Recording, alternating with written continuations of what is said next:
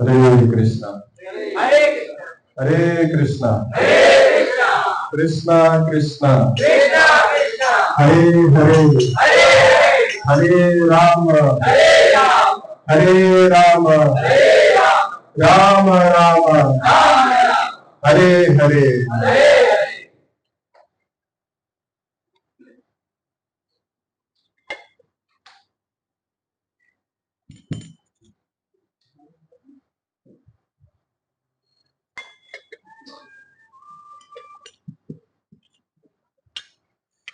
तो आप सभी का बहुत बहुत स्वागत है। हरे कृष्णा।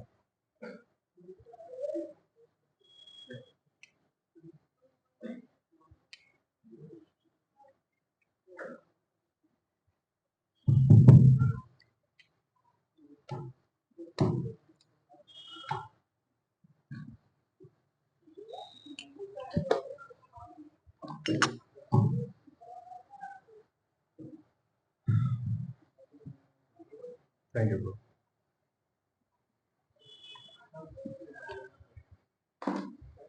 हरे कृष्णा। तो माताओं से निवेदन है, माताएं पीछे चले जाएं ताकि आने जाने का रास्ता है। धन्यवाद। हरे कृष्णा। तो आप सभी का बहुत बहुत स्वागत है।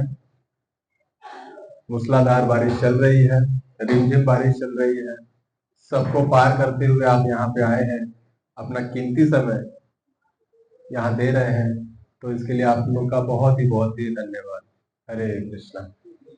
तो हम शुरू करते हैं, जय राधा माधव गाते हैं, उसके बाद कृष्ण कथा शुरू करेंगे।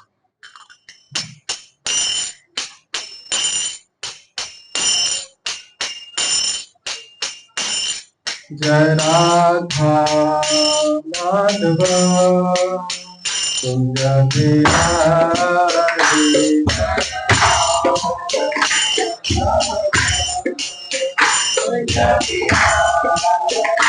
जय राधा कुंज बिहारी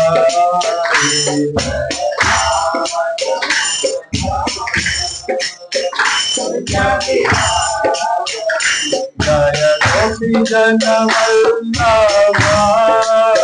गिरिवरधारी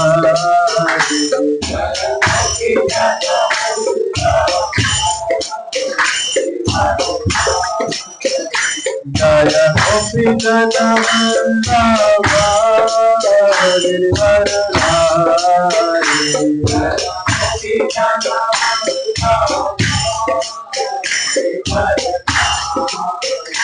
जय गोपी जन वल्लभा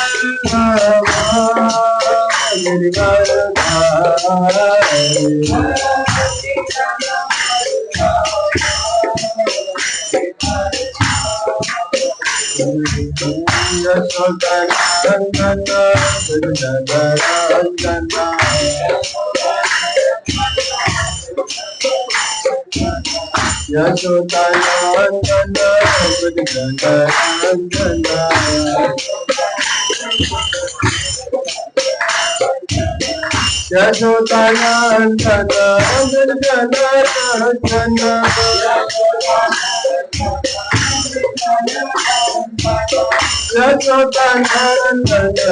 यशोदानंदन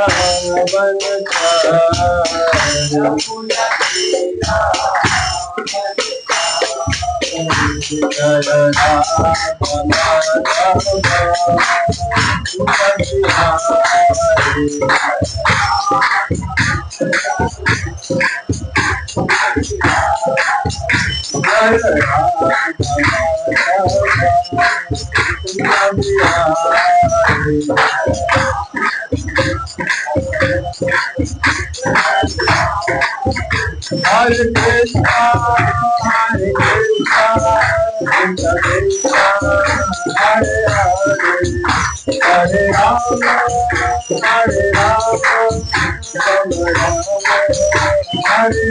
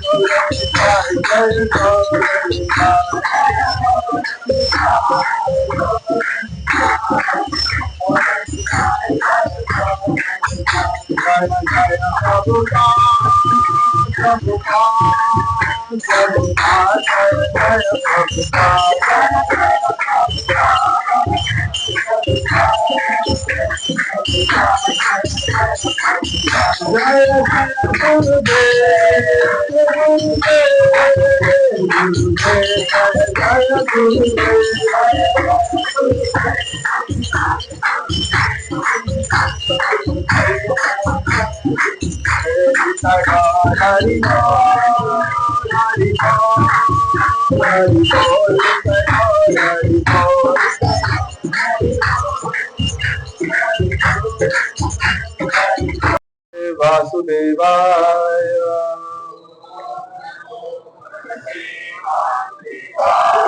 ओम नमो भगवते वासुदेवाय।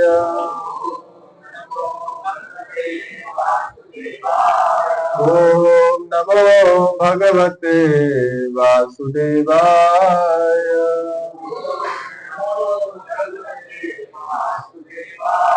ओम अज्ञानतिमिरन्धस्य ज्ञानाञ्जनशलाकया चक्षुरुन्मिलितं येन तस्मै श्रीगुरुवे नमः।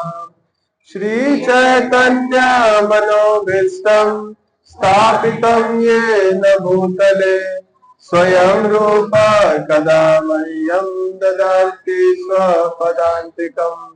वन्देऽहं श्रीगुरु श्रीयुतापदकमलं श्रीगुरुं वैष्णवांश श्रीरूपां साग्रजातां सगण रघुनाथां तं सजीवं साद्वैतं सावधूतं परिजनसहितं कृष्ण चैतन्य देवं श्रीराधा कृष्ण पादां सगण ललिता श्री विशाखामृतांश। हे कृष्णा करुणा सिंधु दीनबंधु जगतपते गोपेश गोपिका कांत राधा कांत नमस्तुते। तप्त कांचन गौरांगी हे वृंदावनेश्वरी वृषभानुसुते देवी प्रणमामि हरिप्रिये। वाञ्छाकल्पतरुभ्यश्च कृपा सिन्धु एव च पतितानां पावनेभ्यो वैष्णवेभ्यो नमो नमः। जय श्री कृष्ण चैतन्य प्रभु नित्यानंद श्री अद्वैत गदाधर शिवासादि गौर भक्त वृंद।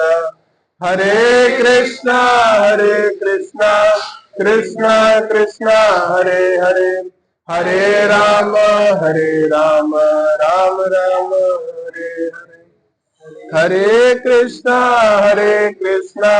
कृष्णा कृष्णा हरे हरे, हरे राम राम राम हरे हरे। हरे कृष्णा कृष्णा कृष्णा हरे हरे, हरे राम राम राम हरे हरे।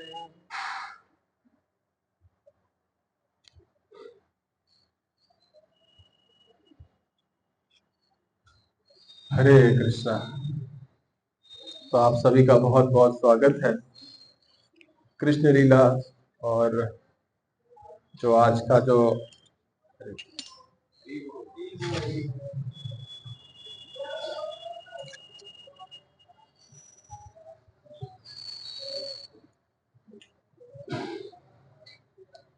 कृष्ण लीला का जो अध्याय चल रहा है उसके बारे में हम थोड़ा सा श्रवण करने का प्रयास करेंगे। और कल बहुत ही पावन दिन है जिनका हम सालों साल नाम उच्चारण कर रहे हैं, जिनकी लीलाएं सुन रहे हैं, जिनको पाने का प्रयास कर रहे हैं और जो हमारे जीवन के परम लक्ष्य हैं, उनका कल आविर्भाव है।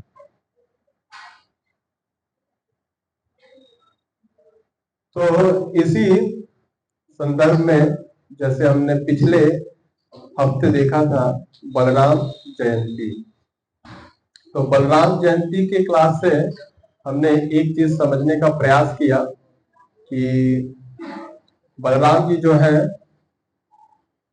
भूमि रक्षक है और जो कृष्ण है वो गौ रक्षक है। राइट, यही हमने समझा था। और बलराम जी और कृष्ण जी में कोई भी भेद नहीं है और अंतर क्या, दोनों भगवान है। और अंतर क्या है, जो एक स्मॉल डिफरेंस जो बताया जाता है, थोड़ा सा अंतर, वो ये है कि जो कलर है, कलर का डिफरेंस है। और जो बलराम जी हैं वो सेवक हैं और कृष्ण जो है वो सेव्य है, बस, और कोई डिफरेंस नहीं। तो कल क्योंकि इतना पावन दिन आ रहा है तो हम कुछ कथाएं भगवान के स्मरण करेंगे। आप लोग ये कथाएं पहले भी सुन चुके होंगे, लेकिन कृष्ण कथा ऐसी है जिसे जितनी बार हम सुने उतना ही ज्यादा हमें आनंद देती है और बार बार हमें सुनने को और आनंदित करती है और हमें प्रेरित करती है कि हम और एक बार फिर से भगवान की उन लीलाओं को सुने या बोले। और यही हमारे जीवन का भी ध्येय होना चाहिए कि हम जितना हो सके भगवान के लीलाओं को स्मरण करते रहें, भगवान के नामों का ध्यान करते रहे, भगवान को ध्यान करते रहे। और जितना हो सके उतना हम भगवान के लीलाओं के बारे में दूसरों को भी बताएं, यही प्रचार है। तो आज हमने सर्वप्रथम भगवान ने जो पहला जो असुर है उसका वध किया था, उनके बारे में हम चर्चा करेंगे। तो आप लोग के चेहरे के मुस्कान से ये पता चल रहा है कि किस असुर के बारे में अभी चर्चा होने वाली है। तो बता सकते हैं आप? यस, पूतना वध।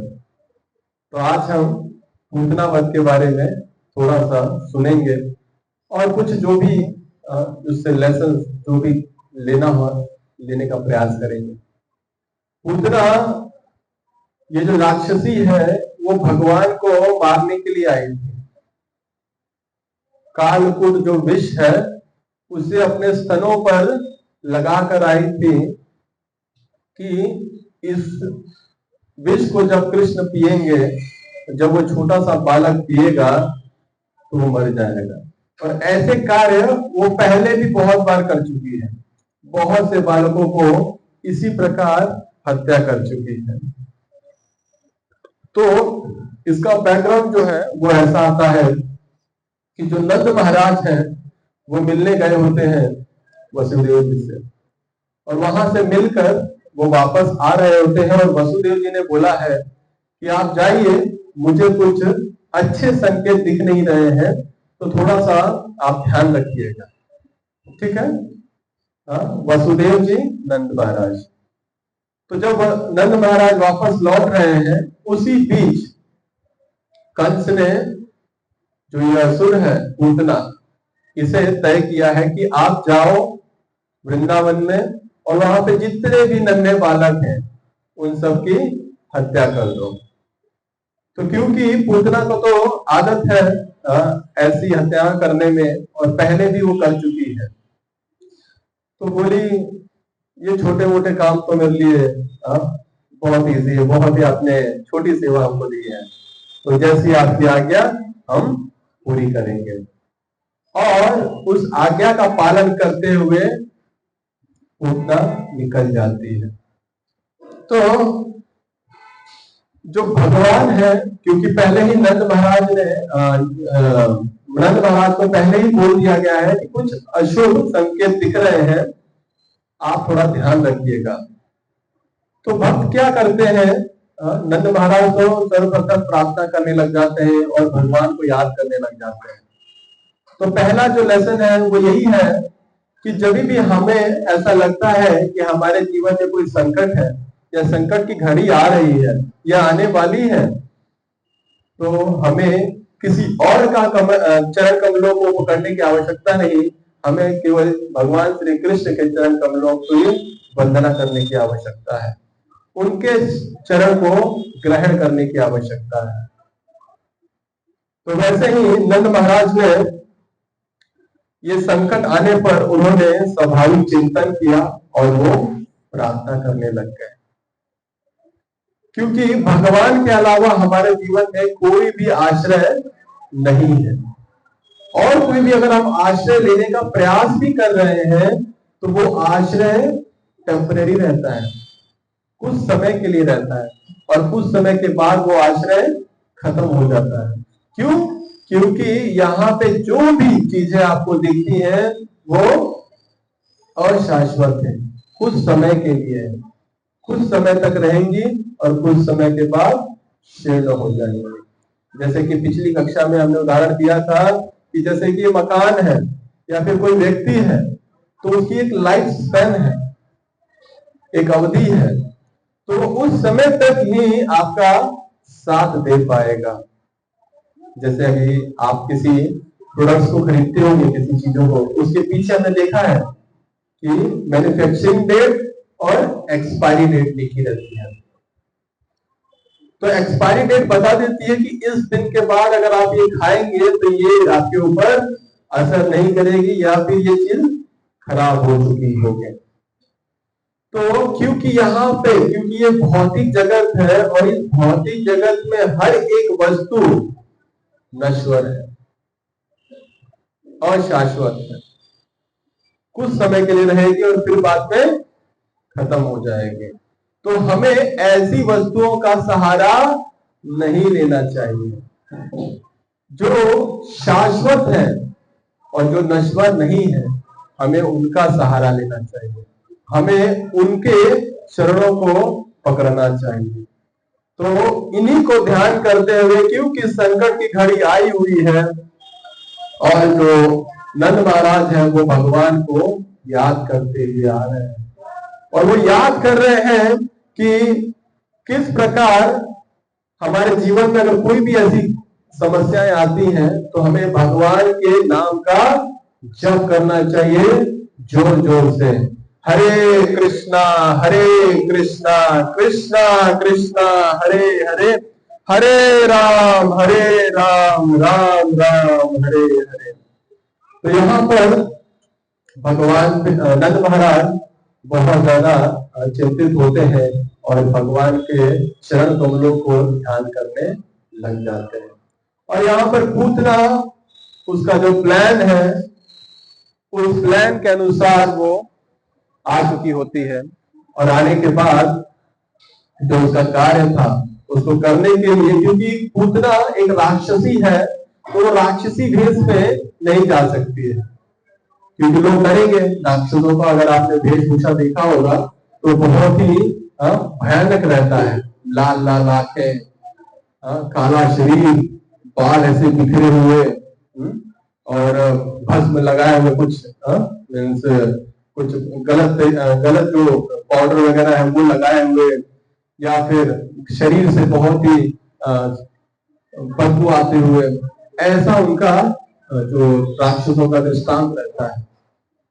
तो ऐसे रूप में अगर वो जाएगी वृंदावन में तो लोग पहले ही पहचान जाएंगे, अरे ये तो कुछ गड़बड़ लग रहा है।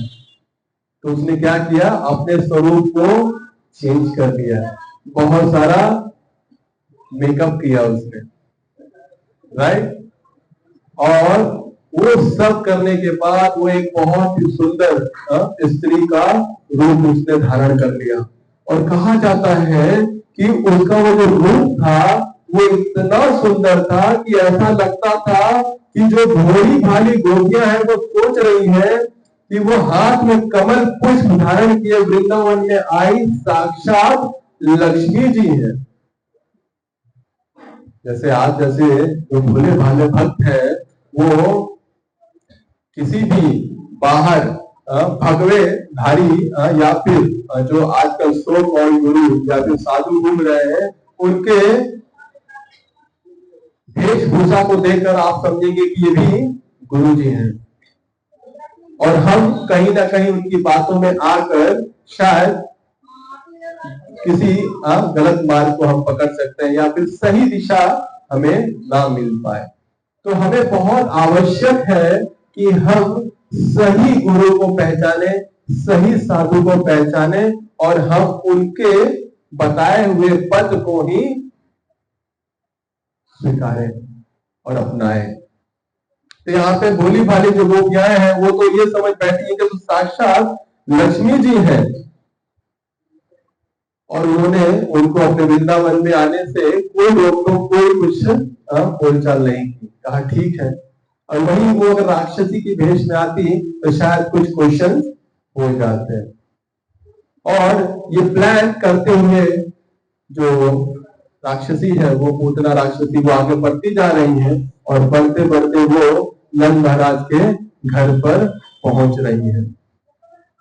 और जैसे कि भगवान वहां पे बाल स्वरूप में बैठे हुए हैं, लेटे हुए हैं, तो हम ऐसा सोच सकते हैं कि भगवान इतने छोटे से बालक है, कृष्ण जो पूतना है इतनी ज्यादा जो विष लगा के आई हुई है, तो आराम से भगवान को मार सकती है। लेकिन भगवान भले ही बाल स्वरूप में हो, लेकिन भगवान की जो शक्ति है वो कभी भी कम नहीं होती है। भगवान सर्वशक्तिमान है, ठीक है। तो यहाँ पर जब भगवान के बारे में व्याख्यान आती है तो कई मायावादी जो है वो ये कहते हैं कि हम सब भगवान हैं और हमें केवल माया के आवरण ने घेर के रखा हुआ है, और कुछ समय के बाद जब यह माया का आवरण हट जाएगा तो हम भी अपने स्वरूप में आ जाएंगे और हम भी भगवान हो जाएंगे। तो प्रभुपाद जी कहते थे कि अगर आप अपने आप को भगवान कह रहे हैं या फिर कोई भी व्यक्ति अपने आप को भगवान कह रहा है तो उसे कहिए कि ये जो चेयर है या फिर कोई वस्तु है थोड़ी देर के लिए अपने इस उंगली पे धारण करके दिखाए।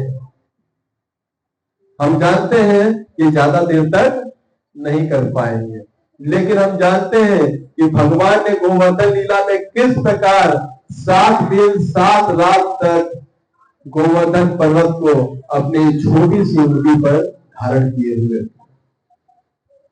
तो इस तथ्य को हमें समझना चाहिए कि मायावादी सिद्धांत के अनुसार जीव आत्मा प्रारंभ से ईश्वर था, किंतु वह माया के प्रभाव से अभिभूत हो गया है।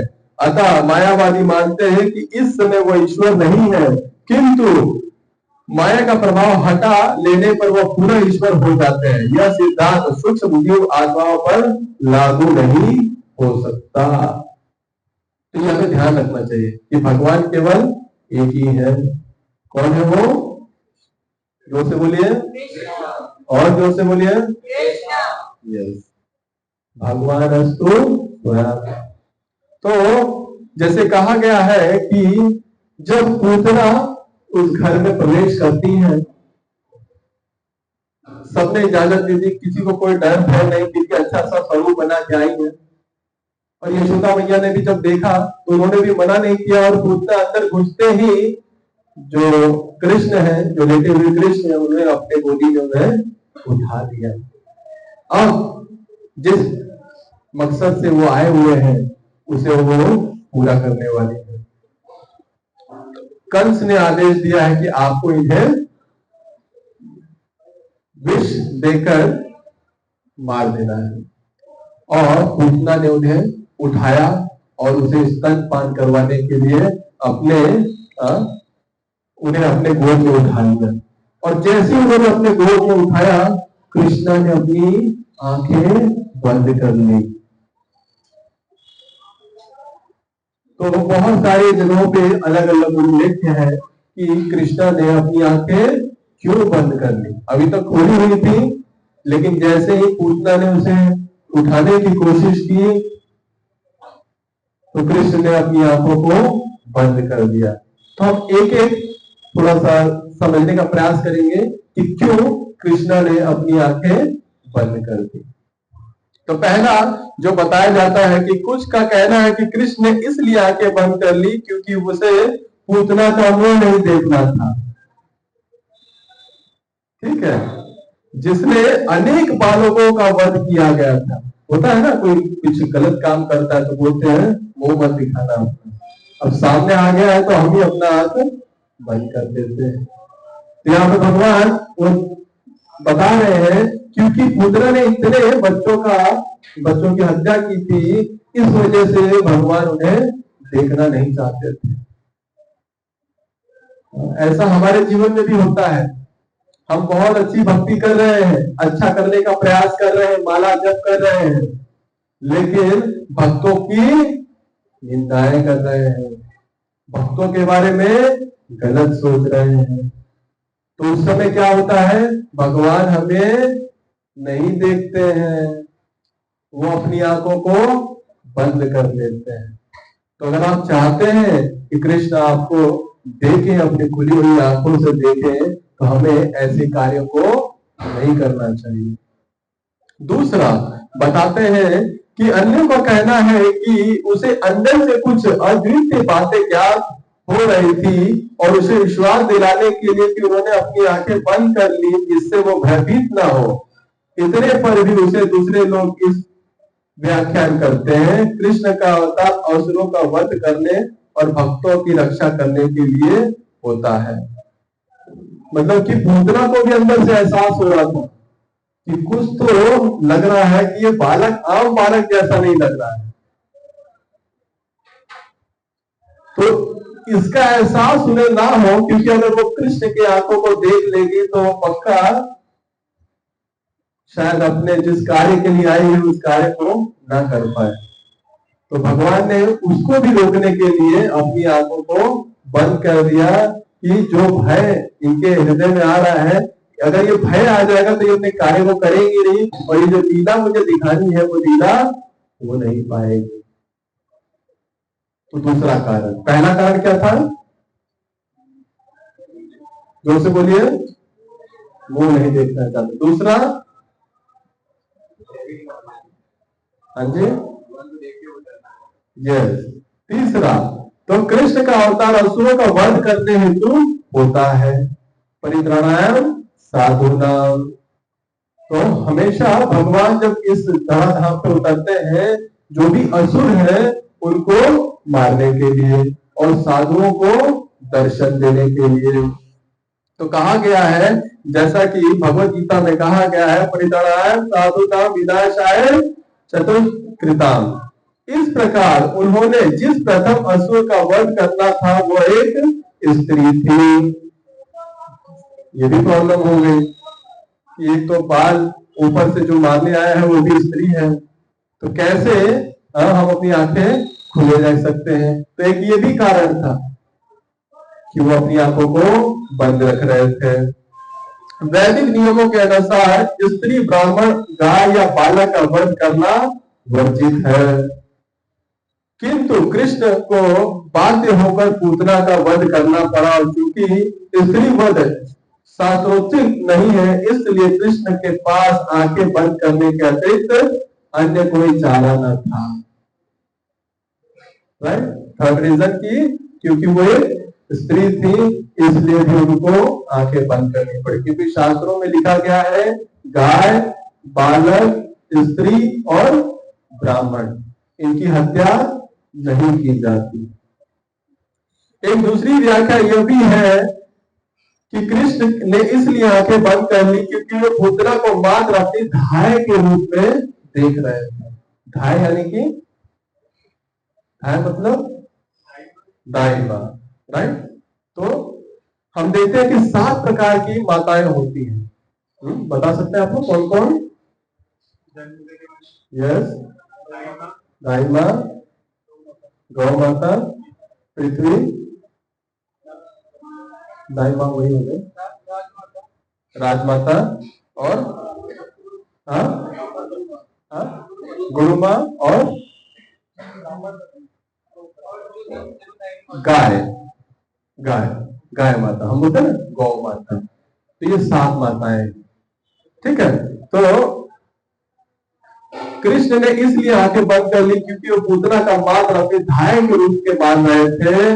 पूतना कृष्ण के पास स्तनपान कराने आई थी। कृष्ण इतने कृपालु हैं कि वो जानते हैं कि पूतना उन्हें मारने आई है, उन्होंने उसे अपनी धाय या माता का रूप उन्हें स्वीकार कर लिया। सोचिए कितने कृपालु हैं कि आप किसी को मारने गए हैं और वो आपके ऊपर कृपा प्रदान कर रहा है। ऐसा हो सकता है कल को कोई आपको मारने आए और आप उस पर कृपा वश कर रहे हैं कि नहीं नहीं नहीं आपको नहीं मारेंगे, या फिर आप मुझे मारने आए हो तो आपको मैं बहुत बड़ा इनाम देने वाला हूं, आप मेरे घर में रहिएगा, मेरे परम धाम में रहिएगा। नहीं देखा हमने, लेकिन कृष्ण बहुत ही दयालु है, बहुत ही कृपालु है। हम उनका कभी उनके प्रति कुछ दुष्व्यवहार भी करते हैं, फिर भी वो अपनी आंखों को बंद कर लेते हैं, नहीं देखना चाहते हैं, नहीं सुनना चाहते हैं वो कि ये व्यक्ति मेरे प्रति ऐसे अपराध कर रहा है, क्षमा कर देते हैं। लेकिन भगवान तब क्षमा नहीं करते हैं जब हम भगवान के भक्तों के बारे में कुछ निंदाएं करते हैं, कुछ गलत बोलते हैं, तब भगवान हमें नहीं माफ करते हैं।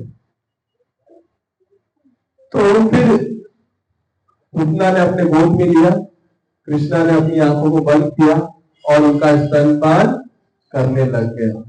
और जब वो स्तनपान कर रहे थे तो धीरे धीरे पूतना को एहसास हुआ कि कुछ अलग सा महसूस हो रहा है।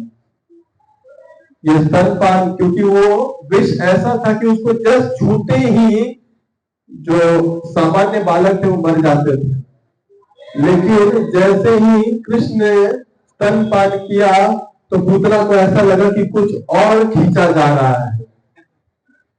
तो धीरे धीरे उनको एहसास हो गया कि अब ये बालक मेरे प्राणों को खींच रहा है। और जब उन्हें यह एहसास हुआ, चीखने चिल्लाने लग गई, हाय रे मुझे बचाओ, मुझे बचाओ, इस बच्चे से मुझे बचाओ। और हाय हाय करते हुए भागने लग गई और उसका जो रियल स्वरूप था वो बाहर आने लग गया। पहले बहुत सुसज्जित होके आई थी वो, लेकिन धीरे धीरे वो सुसज्जित का जो आवर है धीरे धीरे हटने लग गया और वो अपने ओरिजिनल स्वरूप में आने लग गई। और धीरे धीरे भगवान ने उसके प्राणों को ले लिया और प्राणों को हरने के बाद वो जोर से जमीन पर गिर गई। बहुत विशाल शरीर था उसका और गिरने के बाद ऐसा लगा कि भूकंप आ गया। सब ब्रजवासी दौड़ने लग गए, क्या हुआ क्या हुआ क्या हुआ, कहाँ क्या गिरा। सभी दौड़ भाग के आने लगे। तो उन्होंने देखा अरे ये कितना कितना विशाल का है, ये राक्षसी है। और कहाँ है हमारा कृष्णा, कहीं वो तब तो नहीं गया है क्या, किस हालात में है वो। सब वृंदावन के जो वासियां, जो वहां के जो लोग थे, गोपिकाएं, सभी व्याकुल हो गए और वो भगवान को ढूंढने लगे और भगवान पुत्रा की छाती पर खेल रहे थे। तो यशोदा मैया ने जैसा ये दृश्य देखा तो उनको देखने के बाद बहुत ही अपने लल्ला के बारे में चिंतित होने लग गए। ये अभी तो जब जन्मा है और जन्म लेते ही इन असुरों का आक्रमण शुरू हो गया है, जरूर किसी की नजर लगी होगी, देखो अभी मैं ये नजर उतार देती हूँ। तो यशोदा मैया ने अलग अलग प्रकार से वैदिक मंत्रों का उच्चारण करके भगवान की जो है नजर उतारी। तो हम थोड़ा सा सुनते हैं कैसे उन्होंने ये सब चीजें की। तो यहाँ पे गाय, गोबर, इनकी महत्वता का बारे में भी समझाया जा रहा है। तो कहा जाता है जब गोपियों ने नन्हे कृष्ण को पूतना की गोदी में निर्भय खेलते हुए पाया तो तुरंत आ गई और उन्हें उठा लिया। माता यशोदा, रोहिणी तथा अन्य वृद्ध गोपियां ने तुरंत ही चावल लेकर उनके शरीर की परिक्रमा करते हुए शुभ अनुष्ठान संपन्न किए। बालक को गौमूत्र से पूरी तरह नहलाया गया तथा पूरे शरीर में गोखूर से उठी धूली लगाई गई। हम देखते हैं आज के समय में थोड़ी सी प्रचलन खत्म हो चुकी है, लेकिन गौमूत्र यहाँ पे यशोदा मैया भी दर्शा रही है कि गौमूत्र कितना इंपॉर्टेंट था, कितना महत्व था, गायों की कितनी महत्वता थी पहले, कि उस गौमूत्र और गौ धूली को लेकर वो भगवान के नजर को उतार रही है, चावल लगा रही है कि मेरे कृष्ण को आगे चल के कोई भी ऐसी समस्याएं ना आए। उसका उद्देश्य नन्हे कृष्ण को भविष्य का अशुभ घटनाओं से बचाना था। हम देखते हैं ना, जब हम छोटे थे तो हमारी माताएं भी कुछ काला टीका या फिर कुछ नजर उतारने का कार्य करती थी, वो इसलिए कि हमें हमारे बच्चे जो है वो सुरक्षित रहे। तो यहाँ पे भगवान का भी जो ये लीला हम देख रहे हैं, तो एक माँ और एक बच्चे की जो आदान प्रदान है हम देख सकते हैं कि माँ किस प्रकार चिंतित होती है। वो भगवान है, सर्वशक्तिमान है, उन्हें ये सब की आवश्यकता नहीं है, लेकिन क्योंकि माता यशोदा उन्हें भगवान न समझ के अपना बालक समझ के ये सब अनुष्ठान कर रही है ताकि भविष्य में ऐसी घटनाएं ना घटे। इस घटना से पता चलता है कि परिवार, समाज तथा प्राणी मात्र के लिए गाय की कितनी महत्ता है। राइट? कृष्ण के लिए, दिव्य शरीर के लिए किसी संरक्षण की आवश्यकता नहीं थी, किंतु हमें गौ की महत्ता का उपदेश देने के लिए भगवान के ऊपर गोबर का लेप किया गया, गौमूत्र से उन्हें नहलाया गया और गौों के चलने से उनकी धूल उन पर छिड़की गई। Just to show the importance of cow. गाय की महत्वता के बारे में बताने के लिए ये लीला की ऐसी घटना हुई। ठीक है, तो गाय हमारे लिए, हमारे जीवन में बहुत ही महत्वपूर्ण है। क्यों? क्योंकि गाय कृष्ण को प्रिय है। ठीक है, आगे हम और समझते हैं कि कैसे कैसे माताओं ने, जो यशोदा माता है, रोहिणी माता है, उन्होंने कृष्ण के लिए किस प्रकार प्रार्थनाएं की। और ये प्रार्थनाएं हमारी भी प्रार्थना होनी चाहिए। इस शुद्धिकरण के बाद यशोदा, रोहिणी समेत गोपियों ने विष्णु के नामों का उच्चारण किया कि जिससे कृष्ण के शरीर की को समस्त कुप्रभावों से पूरी सुरक्षा प्राप्त हो सके। अब आपके जीवन में घटनाएं ऐसी घट गई है, अब हमारा क्या कार्य है कि हम भगवान के शरण को ग्रहण करें। यहाँ पे साफ साफ बताया गया है, हमें और कोई शरण ग्रहण करने की आवश्यकता नहीं है। उन्होंने अपने हाथ पैर धोए और 3 बार जल का आचमन किया, जैसा कि मंत्रोत्तर के पूर्व करने का रिवाज है। उन्होंने इस प्रकार मंत्रोच्चार किया कि हे कृष्ण, महिमान भगवान आपके घुटनों की और भगवान यह कि आपकी जांघों की रक्षा करें। अलग अलग भगवानों के नाम लेती हैं, विष्णु के अलग अलग नामों का नाम लेती हैं और उनको अलग अलग डायरेक्शन से, अलग अलग दिशाओं से उनको रक्षा प्रदान करने के लिए भगवान से प्रार्थना कर रही है। राइट? तो हम भी कर सकते हैं, नो डाउट। राइट? और हमें इतना फेथ होना चाहिए गाय और जो विष्णु है। इसीलिए हम जो भी इसके अंदर आप देखेंगे जो प्रार्थनाएं हो रही है, उसमें जितने भी जैसे गोबर है, गौमूत्र है, उसका उपयोग करके कृष्ण की नजर उतारी जा रही है, उसको लेकर प्रार्थना की जा रही है, भगवान विष्णु से प्रार्थना की जा रही है। माता यशोदा की गौरव तथा विष्णु के पवित्र नाम के वैदिक आदेशों के विषय में दृढ़ विश्वास था, अतः उन्होंने अपने पुत्र कृष्ण की रक्षा के लिए इन दोनों का शरण ग्रहण किया। किस चीज की शरण ग्रहण कर दिया हमें?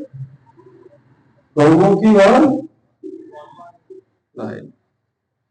जो लोग कृष्ण भावना अमृत में उन्नति कर रहे हैं, उन्हें इस कार्यकलाप से पाठ सीखना चाहिए और गौवे तथा विष्णु के शुभ नाम में रुचि लेना चाहिए। अगर हम कृष्ण भावना अमृत में आगे बढ़ रहे हैं तो हमारा परम कर्तव्य है कि हम गौ और विष्णु के नाम का सहारा लें, राइट? उनको ही हम अपने आप को समर्पित करें। जब पूतना के शरीर को, अब जैसे कि अब सब कुछ हो गया, अब पूतना के शरीर पड़ी हुई है, अब उसको क्या कर रहे हैं? अंतिम संस्कार कर रहे हैं। तो जब उसका अंतिम संस्कार कर रहे हैं तो देख रहे हैं कि जब उसे उसके अलग अलग अंगों को जलाया गया जा रहा है तो वहां से खुशबूदार धुआं निकल रहा है। अगर आप लोग कभी शमशान घाट गए हो तो वहां पे आपने देखा होगा, जब हम डेड बॉडी को जलाते हैं तो वहां से बहुत ही स्मेल आती है, राइट? लेकिन यहाँ पे पूतना के शरीर को जब जलाया जा रहा है तो वहां पे बहुत ही सुगंध आ रही है।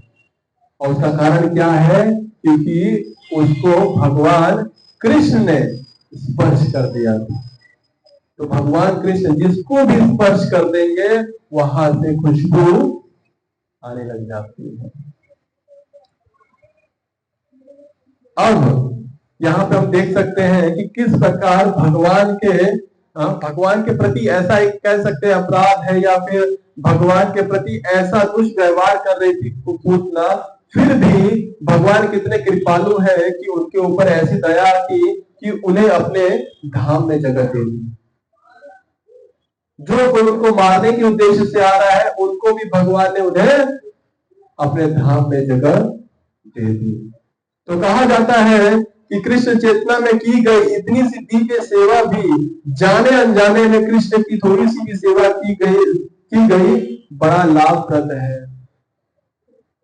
अब आप लोग यहाँ पर आए हैं, बैठे कक्षा सुन रहे हैं, वचन सुन रहे हैं, जाने अनजाने में बहुत सारी सेवाएं भी कर बैठ रहे हैं या कृष्ण का नाम ले रहे हैं, तो हमें ऐसा लग रहा होगा कि इससे क्या होने वाला है। लेकिन भगवान इतने कृपालु है कि आपने अगर जानबूझकर या फिर बिना जानबूझकर अगर कुछ भी कार्य किया है भगवान के चरणों के प्रति, तो वो भगवान उसे स्वीकार कर लेते हैं। तो इसमें हमें कोई भी भय करने की आवश्यकता नहीं है कि अगर मैं अंत समय तक भगवान का नाम नहीं ले पाया तो मेरा क्या होगा। मेरा मन, मेरी इंद्रियां भागती रहती हैं। अगर मैं भगवान का नाम नहीं ले पाया अंत समय में, फिर मैं यहीं पे रह जाऊंगा। तो घबराने की आवश्यकता नहीं है, क्योंकि छोटी से छोटी सेवाएं भी भगवान उसको जूम करके देखते हैं, बड़ा करके देखते हैं। और अगर आप कुछ उनके प्रति कोई अपराध कर भी रहे हैं तो उस समय वो अपनी आंखों को बंद कर लेते हैं। जब कृष्ण को फूल और फल अर्पित किए जाते हैं तो अप्रत्यक्ष रूप से उसे वृक्ष का उस वृक्ष को भी लाभ पहुंचता है। जैसे कि आप लोग फूल लेकर आते हैं भगवान को ऑफर करने के लिए, फल वगैरह चढ़ाते हैं, तो हमें लगता है कि ये सेवा हमने की और इसका फल हमें डायरेक्ट मिलेगा।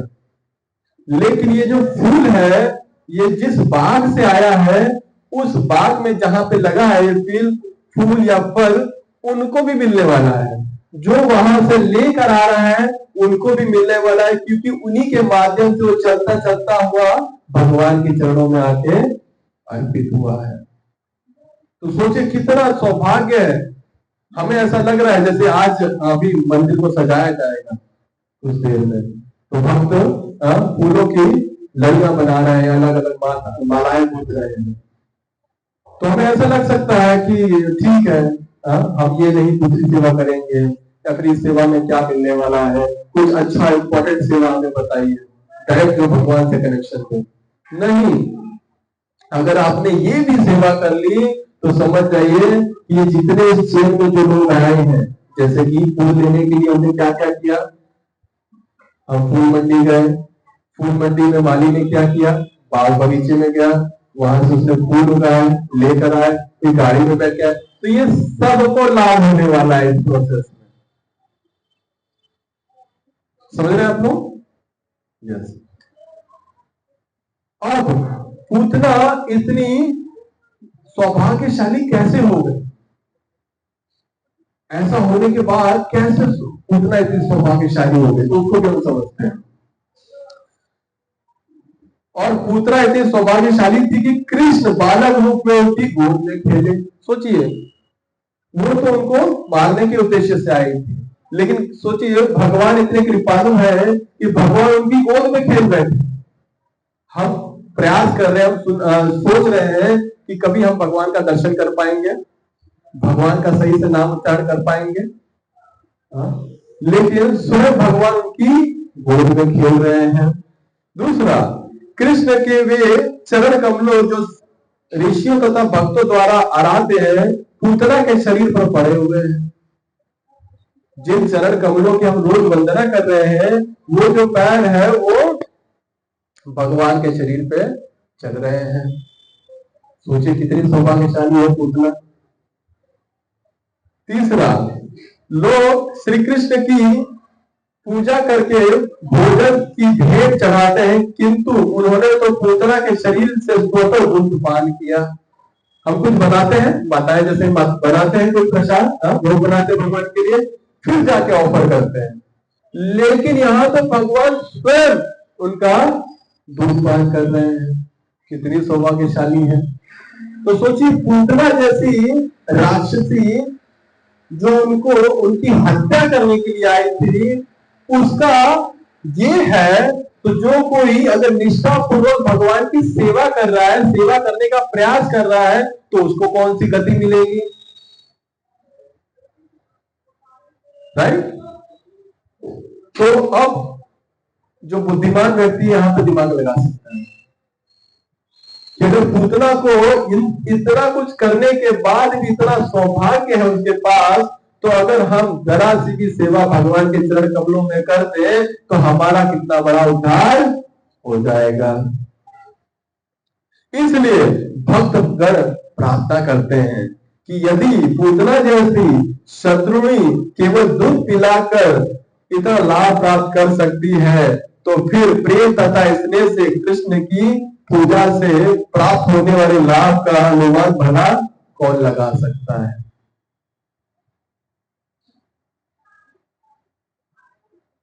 तो अब हमें करना क्या है? केवल भगवान के नामों का जप करना है। अब ये सब प्रोसेस जब अगर हम चाहते हैं निष्ठा पूर्वक हम भगवान का ध्यान करें, उनके नाम का उच्चारण करें, उनका दर्शन करें। तो ये प्रोसेस केवल मुमकिन है केवल भगवान की लीलाओं का शरण करना, भगवान की लीलाओं के बारे में लोगों को बताना और हरिनाम का जोर जोर से उच्चारण करना। हरे कृष्णा कृष्णा कृष्णा हरे हरे, हरे राम राम राम हरे हरे। यहाँ पे सुखदेव गोस्वामी कहते हैं, सुखदेव गोस्वामी उन समस्त व्यक्तियों को आशीर्वाद देते हैं जो कृष्ण द्वारा पूतनावध के इस वृत्तांत को सुनते हैं, क्योंकि उन्हें निश्चय ही गोविंद के वरदान की प्राप्ति होगी। तो ये आप बहुत ही सौभाग्यशाली हैं जो आप लोगों ने बैठकर अपना ये समय दिया और पूतना वध के बारे में सुना, क्योंकि इसे स्वयं सुखदेव गोस्वामी कह रहे हैं कि जो व्यक्ति इस कथा के बारे में सुनता है, इस लीला के बारे में सुनता है, उसे गोविंद के वरदान की प्राप्ति होती है। हरे कृष्ण। तो जैसे कि हमने ये लीला सुनी और इसमें हमने देखा कि हम बहुत सौभाग्यशाली व्यक्ति हैं। जो पूतना है उनको मारने के लिए आई थी, फिर भी उनको इतनी बड़ी गति मिली, तो हम तो भगवान का नाम ले रहे हैं। वैसे ही एक लीला आती है कालिया दमन की, राइट। तो कालिया दमन ये भी लीला आप लोगों ने सुनी होगी, लिटिल कृष्णा, ये सब जो अलग अलग सीरियल्स जो बने हैं उनको देखा होगा आपने, या फिर कभी कहीं और कथाओं में भी सुना होगा आप लोगों ने। तो ये लीला ऐसे होती है कि जो यमुना नदी है उसके तट पे कालिया जो नाग है वो रहता था, और वो उसके वहां रहने की वजह से वो जो नदी है वो इतनी दूषित हो गई होती है कि वहां से जहरीले जो गैस होते वो निकलते थे, और वो जब निकलते थे जहरीले गैस, तो वहां से अगर कोई पक्षी भी उड़ के जाए तो भी बेहोश हो जाता था और यहाँ तक कि मर जाता था। और वहां पे अगर कोई गैया आके पानी पी ले या फिर कोई उस नदी का पानी पी लिया करता था तो भी मर जाता था। तो जब इसकी शिकायत कृष्णा से की गई कि देखिए वहां उस साइड तो हम जा ही नहीं पाते हैं, वहां बहुत दिक्कत रहती है। तो क्यों होती है दिक्कत? तो बोले कि वहां पे कालिया नाग है और वहां का जो जल है बहुत ही दूषित हो चुका है। तो ना ठीक है, तो ये है कि कृष्णा को आप जाके कुछ बताएंगे, वो आपका हर समस्याओं का निवारण करेंगे। तो कृष्णा बोले ठीक है, मैं चलता हूं आपके साथ और इसका निवारण मैं करता हूं। वहां जाने के बाद वो एरिया देखा उन्होंने, और इस सभी ग्वाल बालों ने देखा कि हाँ हाँ यही वो जगह है जहां पे सभी लोग जब पान करते हैं तो मर जाते हैं।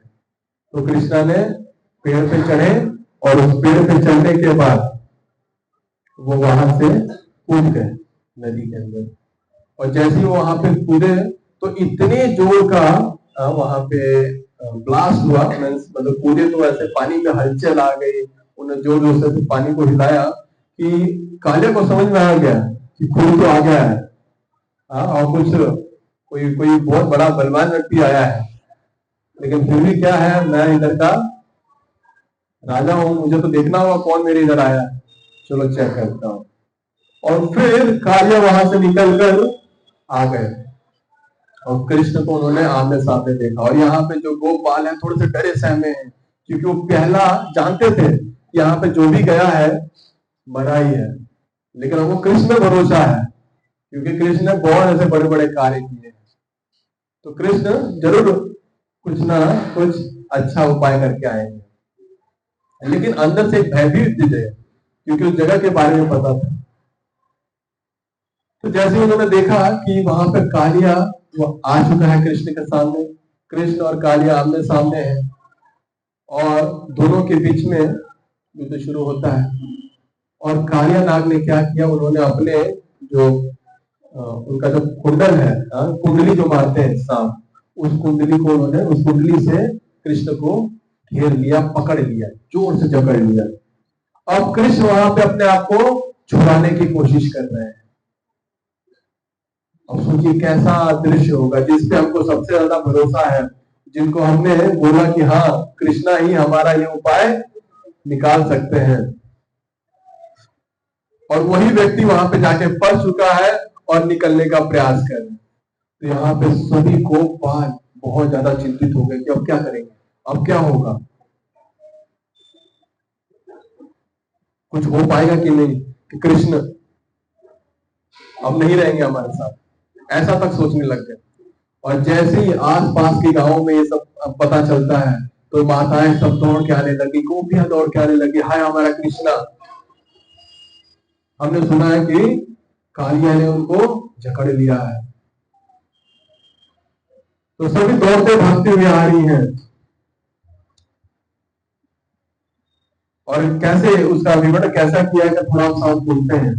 कृष्ण श्री कृष्ण तैरते हुए एक विशाल बलशाली हाथी के समान गर्जना, जैसे कालिया नाग ने सुना, वो गर्जना उसके लिए असहाय थी और उसे समझते देर न लगी कि उसके आवाज में आक्रमण का प्रयास हुआ है।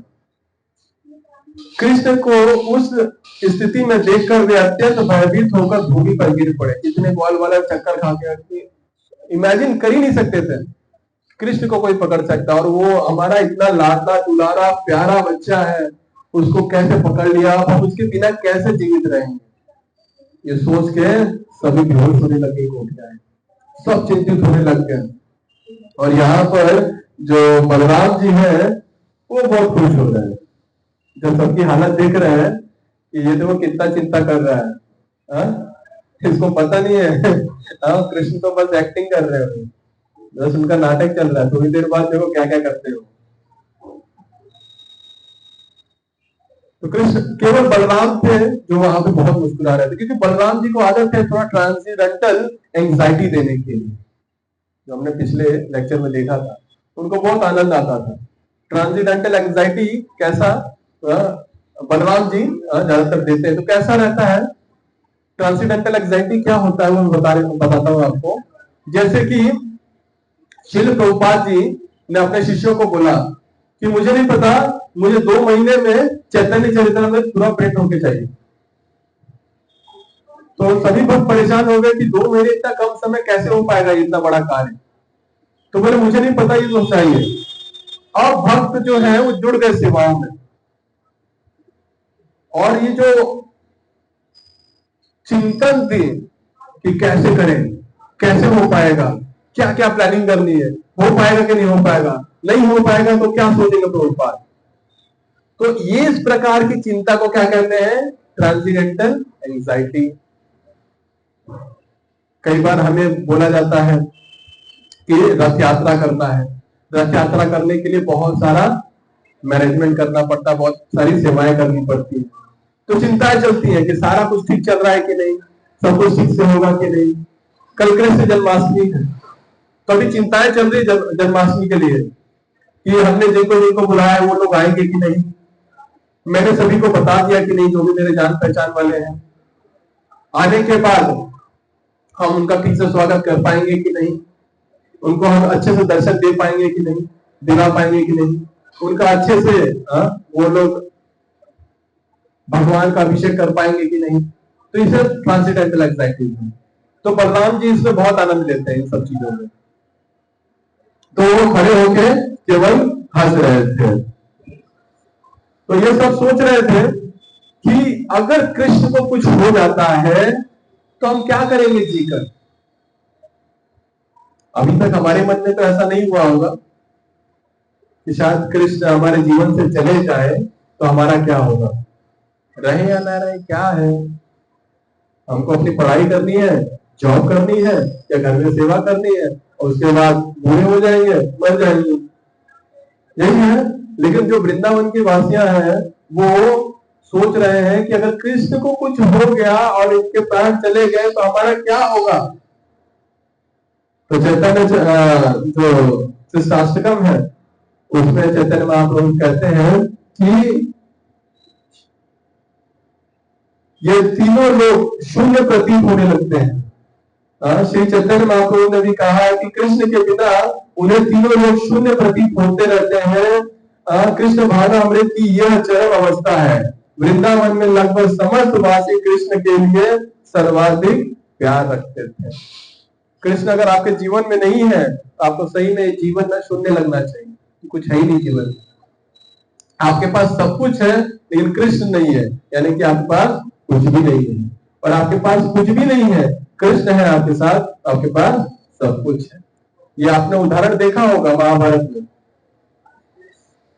कि भगवान की नारायणी सेना को ले लिया दुर्योधन ने, और ऐसा लगा कि सब कुछ ले लिया, अब सब कुछ उसके पास आ गया, और अर्जुन के पास केवल भगवान कृष्ण थे। तो कृष्ण अकेले होते हुए भी उनके पास सब कुछ हो गया, और उनके पास नारायणी सेना होने के बावजूद, इतनी बड़ी सेवा होने के बावजूद भी उनके पास कुछ भी नहीं बचा। तो ऐसे ही नंद तथा अन्य सारे लोग जिन्होंने कृष्ण पर अपने प्राण न्यौछावर कर रखे थे, यमुना जल में घुसने को सनक थे, किंतु बलराम ने उन सबको मना कर दिया, क्योंकि उन्हें ज्ञात था कि कृष्ण को किसी तरह का संकट नहीं होगा। सब लोग बोल रहे हैं रुको मैं जाता हूँ अंदर, मैं बताऊंगा कृष्णा को, छोड़ो मुझे।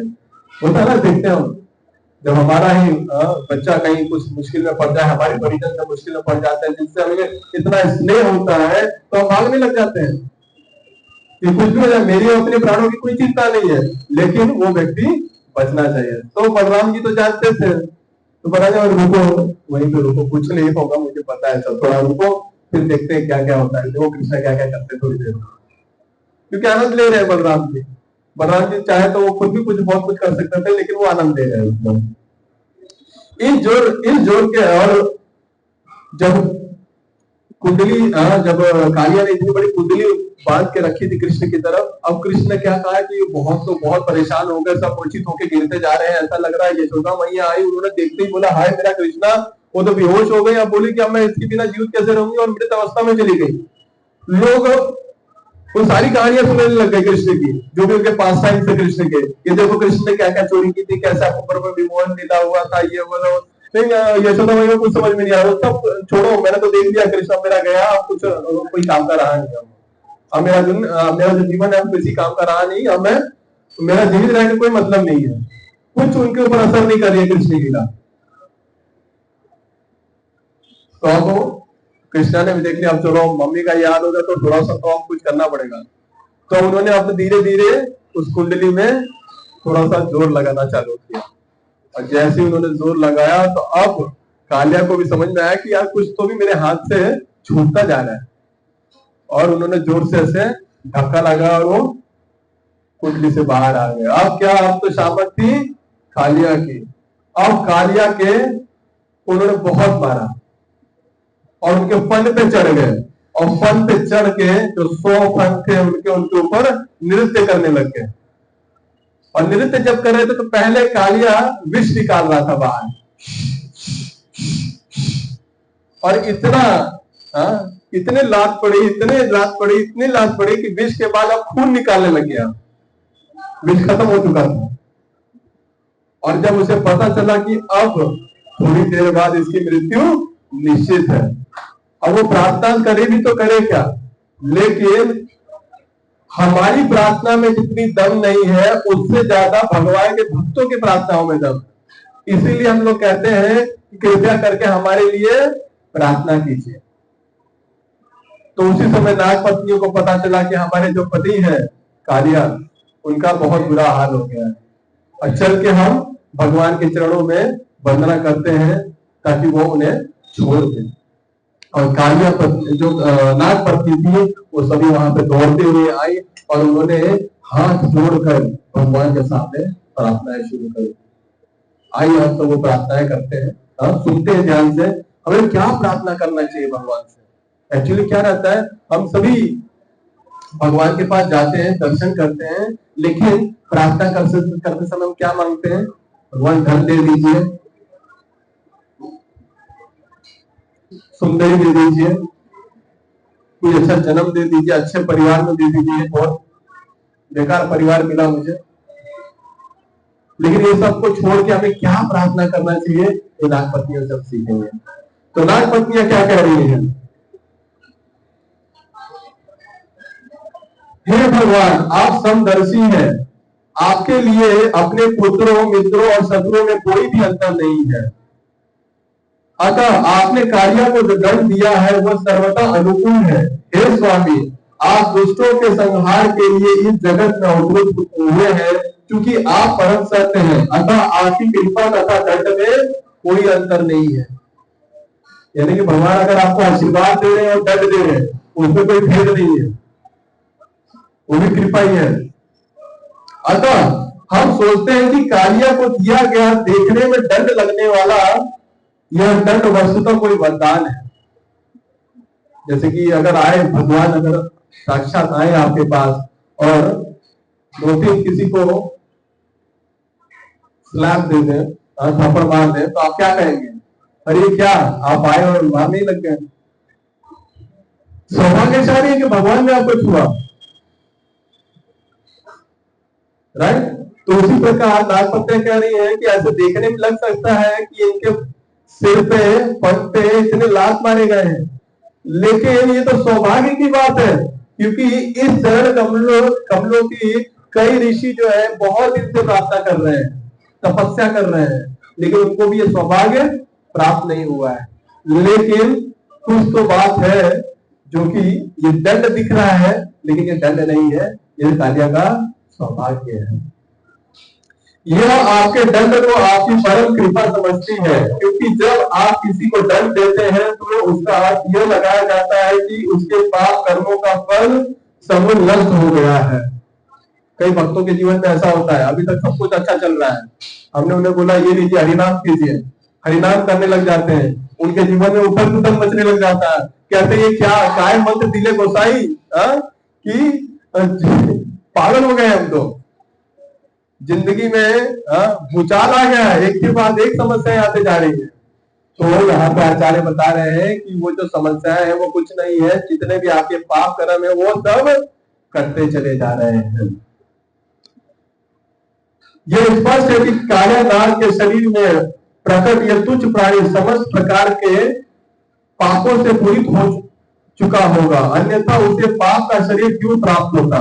उसके फलों पर आपको नाचने से उसके शर्म शरीर से उत्पन्न सारे पापों के फल क्षीण हो चुके हैं। राइट, ऑलरेडी हमने चर्चा की है कि पहले विष निकला, फिर खून निकला, अब क्योंकि चरण कमल इतने बार मार दिए गए हैं कि अब सब कुछ खत्म हो चुका, सारे पाप उसके खत्म हो चुके हैं। भगवान चैतन्य ने अपने इस शासक में कहा है कि मनुष्य को अत्यंत विनीत भाव से अपने को तीर्ण से भी तुच्छ मानकर अपने समान की परिवार न करते हुए दूसरों को सम्मान देते हुए रहना चाहिए। अपने सम्मान के बारे में नहीं सोचना चाहिए कि मुझे सम्मान मिल रहा है कि नहीं मिल रहा है, मेरा मान सम्मान हो रहा है कि नहीं हो रहा है। कल अभिषेक होगा, मुझे पूछा गया कि नहीं अभिषेक के लिए, तो भी आप भी आइए अभिषेक कीजिए। नहीं, दूसरों के बारे में जो भी भक्त आएंगे उन्हें पहले प्रायोरिटी दीजिए कि आप आइए भगवान का अभिषेक कीजिए, भगवान का अभिषेक का लाभ उठाइए। राइट, हमें यह देखकर विस्मय है कि उसे अपने सिर पर आपके चरण कमलों की धूलि धारण करने का शुभ अवसर मिला। जो भक्त होते हैं वो यही देखते हैं, ये नहीं देखते हाय हाय हाय भगवान ने क्या कर दिया मेरे साथ, मैंने भगवान की इतनी भक्ति की, मैंने ऐसा कौन सा गलती कर दिया जो भगवान ने मेरे को अपने जीवन में इतने कष्ट दे दिए।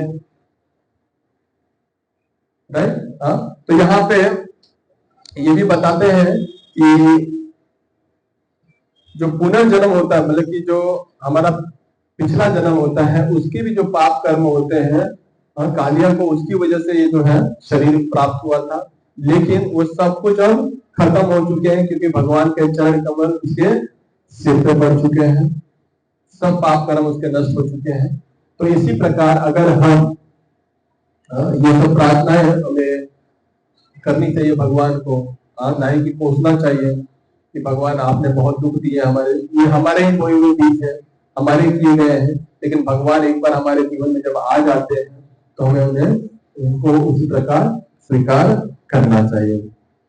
तो इस प्रकार नागपतियों ने बहुत लंबे चौड़े उन्होंने प्रार्थनाएं की, और उनकी प्रार्थनाएं सुनने के बाद भगवान ने ये कहा कि ठीक है, मैं अब आगे कुछ नहीं करता हूँ, और मैं यही चाहता हूँ कि मेरा जन्म ऐसी योनि में हुआ, मतलब कि उन्होंने बोला कालिया कि अब आप ये जगह छोड़ के चले जाए, ताकि जो यहाँ के लोग हैं वो आराम से यहाँ पे आके तो पान करना है, पानी पीना है, चाहे चिड़िया है वो सब घूम सके, रह सके।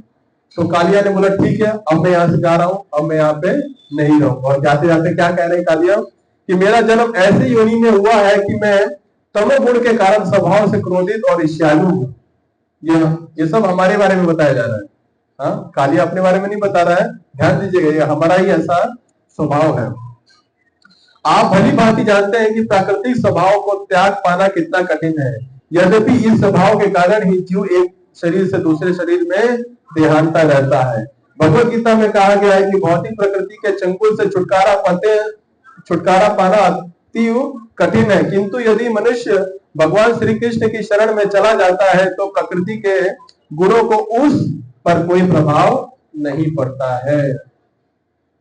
भगवान की चरण कमलों को आश्रय अगर आप ले लेते हैं तो फिर प्रकृति के 3 गुण जो है वो आपके ऊपर प्रभाव नहीं डालते हैं।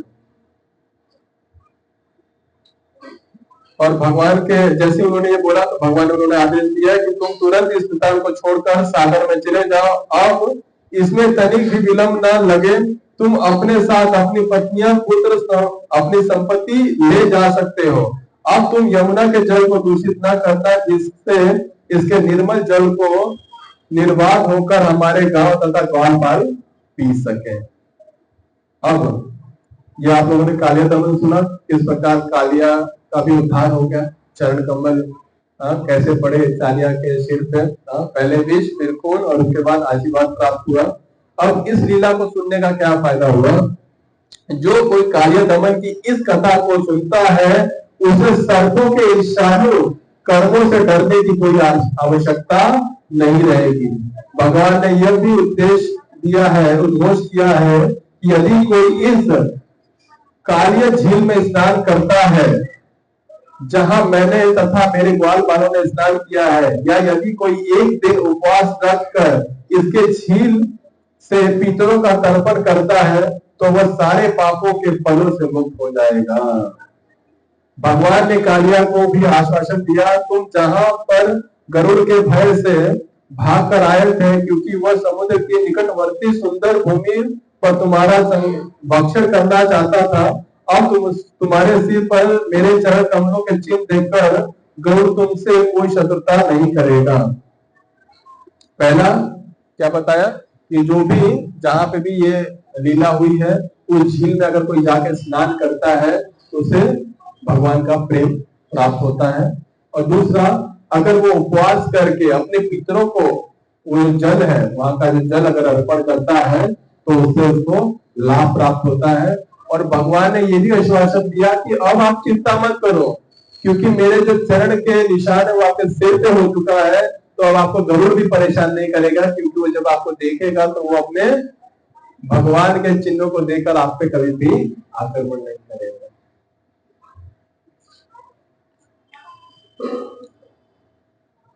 और फिर इस प्रकार जो कालिया है और उसकी जो पत्नी है उस जगह को छोड़कर वो लोग समुद्र की तरफ प्रस्थान हो जाते हैं। श्री कृष्ण लीला की जय, कालिया दमन लीला की जय। हरे कृष्ण। यस,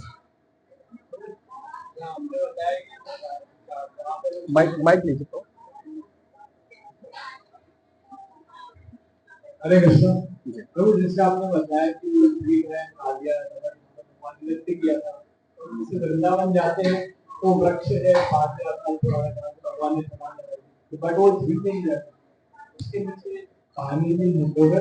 वही क्या है ना, अभी हम ना वृंदावन को, जैसे मैंने लास्ट अभी हमें जो भक्त गए थे तो उनको ये बताने का प्रयास किया था कि जो वृंदावन है उसे हम अपने नेत्रों से नहीं देख सकते हैं। नेत्रों से हम देखने जाएंगे तो कुछ अलग ही चीजें दिखेंगी। तो आचार्य समझाते हैं कि वो जो नेत्र है वो हमारे कान है। हमें वृंदावन को अपने कानों से देखना चाहिए, क्योंकि बहुत समय हो चुका है, 5000 साल। आप किसी जगह पे 5 साल बाद 10 साल भी जाते हैं तो कितना कुछ चेंजेस हो चुका होता है, राइट। तो कई लोग बोलते हैं वो जो वृक्ष है, जो वहां पे कालिया दमन पे जो वृक्ष है वो वही वृक्ष है जहां से कृष्ण ने छलांग मारी थी। कई लोग उसको मना करते हैं। तो ये हमारा वो नहीं है कि ये वही वृक्ष है या फिर ये वही झील है, या झील कहाँ चली गई, राइट। हमारा ये है कि भगवान ने ये लीला यहाँ पे की है, उस लीला को हम स्मरण कर रहे हैं और उस लीला के स्मरण के द्वारा हम शुद्ध हो रहे हैं। जैसे कि जब ये सारी जितने भी आप वृंदावन देख रहे हैं, ये सारा षड गोस्वामियों जी की वजह से हमारे सामने आज दिख रहा है। गोवर्धन गोवर्धन में राधा कुंड, श्याम कुंड। अगर चैतन्य प्रभु महाप्रभु नहीं जाते और वो छोटे छोटे पॉन्ड छोटे छोटे दिख रहे थे, लेकिन अगर वो देखते बोलते कि वो राधा कुंड तो श्याम कुंड आपने बताया, कृष्ण लीला में बताया इतना बड़ा कुंड है, ऐसा है वैसा है, लेकिन यहाँ छोटे छोटे वो दिख रहे हैं। लेकिन क्योंकि चैतन्य महाप्रभु ने उसको उजागर किया तो वो वापस प्रकट हुआ हमारे सामने, राधा कुंड श्याम कुंड। ठीक है, तो हम अपने जनरल आइज से ना उसको समझ नहीं सकते हैं, देख नहीं सकते हैं। हमें हमेशा आचार्य की जो बातें हैं उसका ध्यान करना चाहिए। ये चीजें समय के साथ खत्म होती जाएंगी, चली जाएंगी समय के अभाव में। जैसे कि गोवर्धन है, गोवर्धन हर दिन एक राय के दाने के बराबर छोटा होता जा रहा है, तो एक दिन क्या होगा, गोवर्धन खत्म हो जाएगा, प्लेन हो जाएंगे। तो लेकिन लोग बोलेंगे ये गोवर्धन था, इसको भगवान ने उठाया, तो बोलेंगे किधर है गोवर्धन, किधर है। राइट, ऐसी बहुत सारी चीजें हैं जो विलुप्त होते जा रही हैं समय के हिसाब से, तो उसको हम उस तरीके से नहीं दे सकते। हाँ, लेकिन लीलाओं को स्मरण कर सकते हैं, लीलाओं को स्मरण करके उस चीज को ध्यान में रख सकते हैं और उसको ध्यान में रखते हैं हम भगवान कृष्ण की असीम कृपा को ध्यान कर सकते हैं।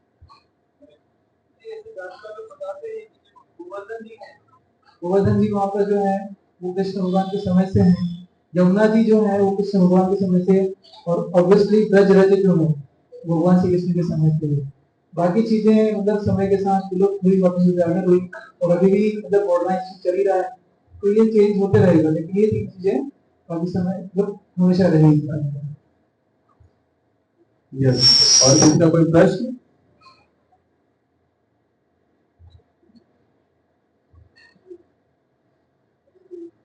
ठीक है, तो हम यहीं पे विराम देते हैं। हरे कृष्ण।